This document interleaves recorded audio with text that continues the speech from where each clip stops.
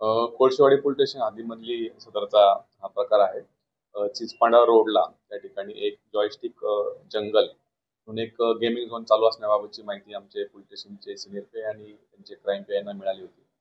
त्या अनुषंगाने काल त्यांनी दुपारी त्या ठिकाणी जाऊन छापा मारला असता त्या गेमिंग झोनमध्ये आपल्याला काही आक्षेपार्ह गोष्टी त्या ठिकाणी आढळून आल्या आणि त्या ठिकाणी 8 अल्पवयीन मुलं मुली सुद्धा त्या गेमिंग झोनमध्ये तिथं मिळून आपल्याला आले.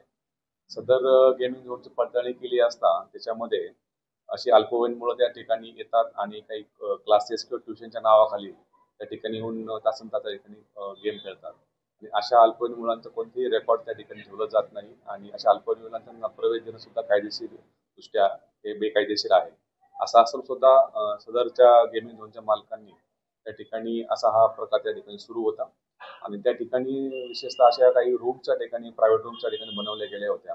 अशा ठिकाणी कोणतीही व्हेंटिलेशनची व्यवस्था नाही, कोणत्याही त्या ठिकाणी सीसीटीव्ही लावलेले नाही आणि कोणतीही सुरक्षेच्या व्यवस्थेचे कोणतेही त्या ठिकाणी उपाययोजना देखील केलेल्या नसल्याचे आमच्या टीमच्या लक्षात आल्याने त्या सदर जॉयस्टिक जंगल या मालक आणि ते चालवणारे यांच्या विरोधामध्ये BNS सेक्शन 125 3-5 त्याच्याबरोबर बॉम्बे पोलीस ऍक्ट 131 133 प्रमाणे त्या तिघांच्यावरती गुन्हा दाखल केलेला आहे. तिन्ही आरोपींना सदर गुन्ह्यामध्ये आम्ही अटक केलेली आहे आणि त्या गुन्ह्यामध्ये आपण अधिक तपास करत आहोत.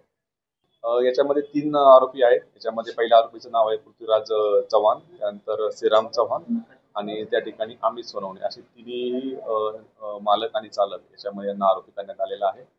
आणि या अनुषंगाने मी सर्वांना पालकांना विशेष असं आवाहन करू इच्छितो की काही आपले मुलं आहेत, काही शाळेला जातात किंवा कॉलेजला जातात आणि त्या ठिकाणी काही ट्युशनला जातात म्हणून सांगून त्या ठिकाणी अशा गेमिंग झोनमध्ये जाऊन तासनतास गेमिंग झोनमध्ये वेळ घालवतात आणि त्या ठिकाणी काही प्रकार आक्षेपार्ह प्रकार सुरू असल्याबाबतचे माहिती आम्हाला प्राप्त झाली होती.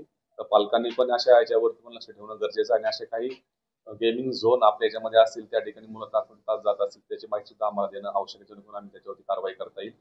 आणि अशी गेमिंग झोन इतरही ठिकाणी असतील त्यावरती सुद्धा आपण कल्याण डोंबिवली परिसरामध्ये पूर्ण परिमंडळामध्ये अशीच ही कारवाई आता यापुढे सुरू राहणार आहे.